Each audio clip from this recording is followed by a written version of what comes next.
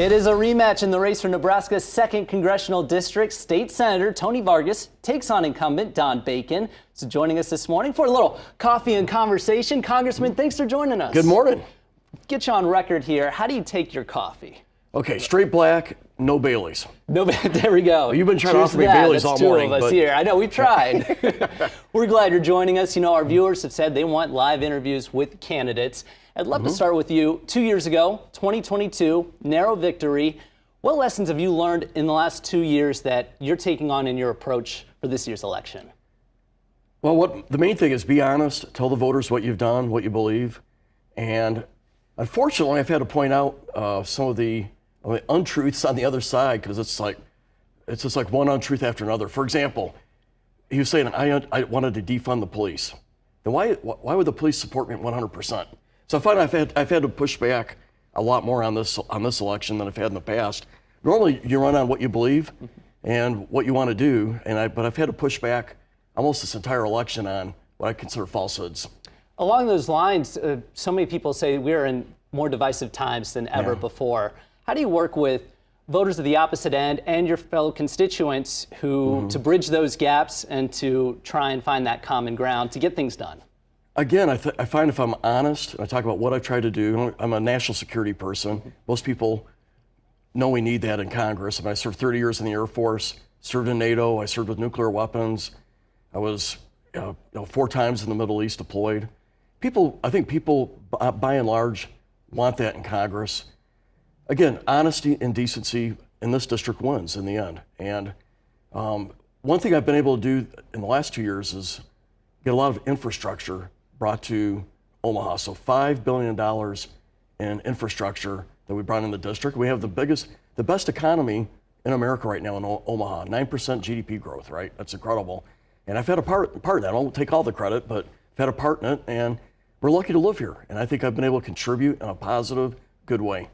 A lot of noise this time of year, weeks before the election. There sure is. What do you think is not being talked enough during the cycle, though, right now? That opportunity to get out there that you're just not hearing enough about that should be talked about? Well, we're trying to talk about what we think is important. Clearly, the number one issue for Americans is the economy.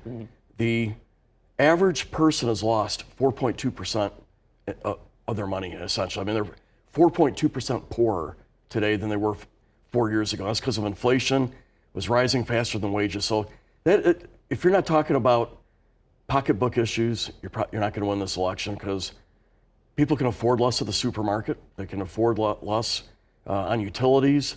Their discretionary income is a lot lower, and we have to acknowledge that. And it was inflationary spending by this administration and a Democrat House and Democrat Senate for the first 2 years of this administration. Now we have Republicans in charge in the House. We've been able to stop a lot of the crazy spending. Inflation is coming down. Interest rates are starting to turn, but it's taken 4 years, right? So that's really the top issue. Most people know it. And then in my case, I got to talk about what I've done for this district. We fixed Offutt Air Force Base.